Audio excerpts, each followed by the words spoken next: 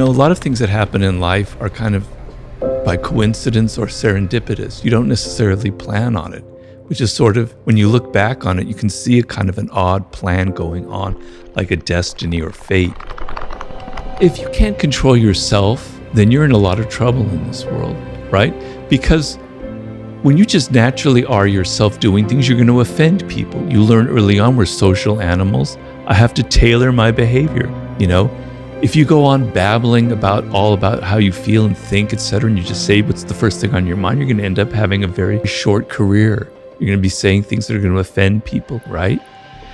And if you see somebody who has no self-control, it makes you look like you're not powerful. If you can't control yourself, how can you control anything in your environment? How can you be a leader, right? You have to learn certain things about your nature, about who you are, and not just be anybody. You have to kind of tailor your appearances as well. Because for good or for bad, I'm a believer in looking at the human animal without shame and embarrassment, just as we are, right? And appearances matter. It's the animal part of our nature.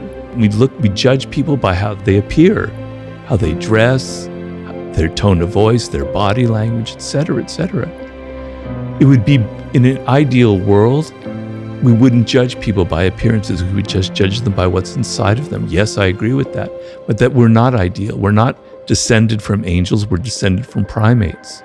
So you have to understand that appearances matter.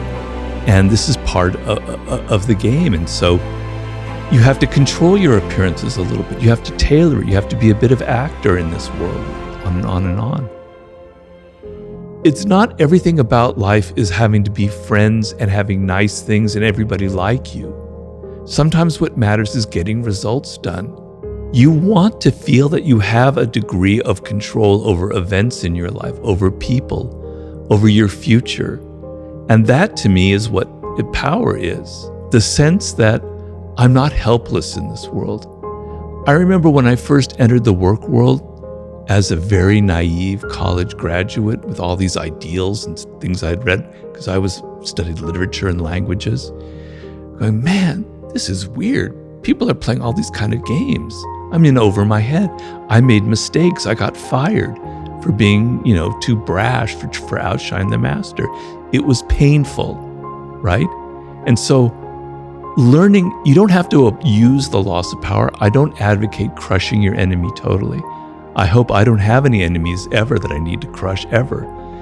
You just need to know these things so that when you enter the work world, you're not naive, you're not stupid, you don't make the same kind of mistakes that I made. You spare yourself the pain. You understand the most fundamental thing about human nature. People have egos. Even your boss has an ego. You think he or she doesn't because they're powerful. They're even more insecure than other people. You need to be aware of these things so that you don't inadvertently make them feel insecure and suffer the consequences. I wrote a book on human nature, and the idea is we were formed hundreds of thousands of years ago in particular circumstances. Our brains are wired a certain way. Yes, we're very sophisticated. Yes, we have the internet. Yes, I'm here being interviewed by you on a podcast. It's pretty insane. But we haven't fundamentally changed. The same raw emotions of envy, of aggression, of worrying about our status, about having to disguise ourselves and appear like we're saintly and loving, that we don't have a shadow, which we all have. None of that has changed. Power is a feeling, it's an essence, it's an emotion. It's a human need and desire. So the way I look at it, I like to look at it not through the lens of great power politics, but as an average, everyday human being here in the United States or in England. The feeling that you have with your children, with your spouse, colleagues, the people who work for you, the sense that you have no control, that you can't influence them with your ideas, that you can't get them to maybe soften some of their ugly behavior if they have that, is the most miserable feeling a human being can have. The feeling of powerlessness is actually more corrupting than the feeling of having a lot of power. It turns people into being passive aggressive, into playing all kinds of weird games, negative games to get power. I read the biography of Mahatma Gandhi, and I realized that Mahatma Gandhi was actually a brilliant strategist, and he planned a campaign, several campaigns like the Salt March in the 20s, where he knew, for instance, that the English public was very liberal-minded. They had this ideal of themselves as being they weren't colonialists, they weren't imperialists, they were doing the best for the world. And he deliberately had these marches where he knew that they would be reading in their newspaper and seeing photographs of Indian people being beaten up by Englishmen and their Indian officers on the streets of wherever. It would have a terrible impact on the public. Okay, so there's Gandhi. Then there's Martin Luther King, who's somebody I wrote about a lot in The Laws of Human Nature. Another great icon whom I admire, who actually was inspired by Gandhi and had campaigns of civil disobedience.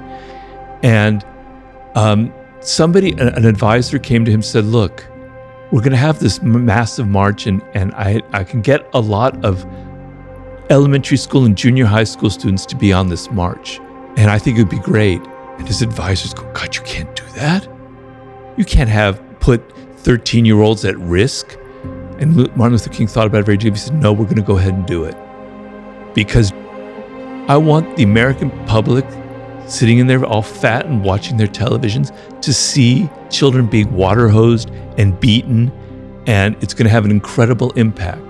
He was being strategic, and his advisors were shocked by it, but it ended up proving to be one of the most pivotal, important moments in the civil rights movement.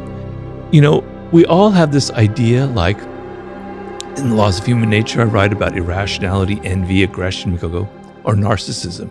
Narcissism is a good one. Oh, they're a narcissist.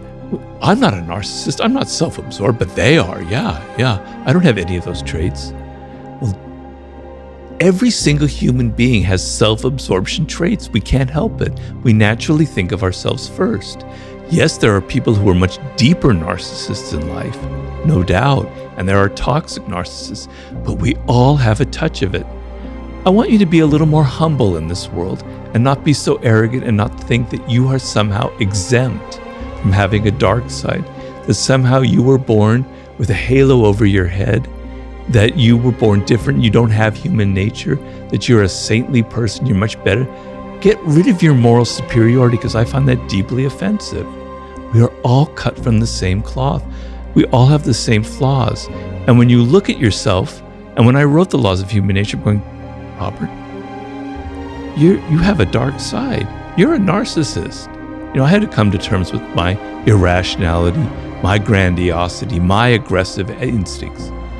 But it's the only way to change yourself is to be aware that you have these issues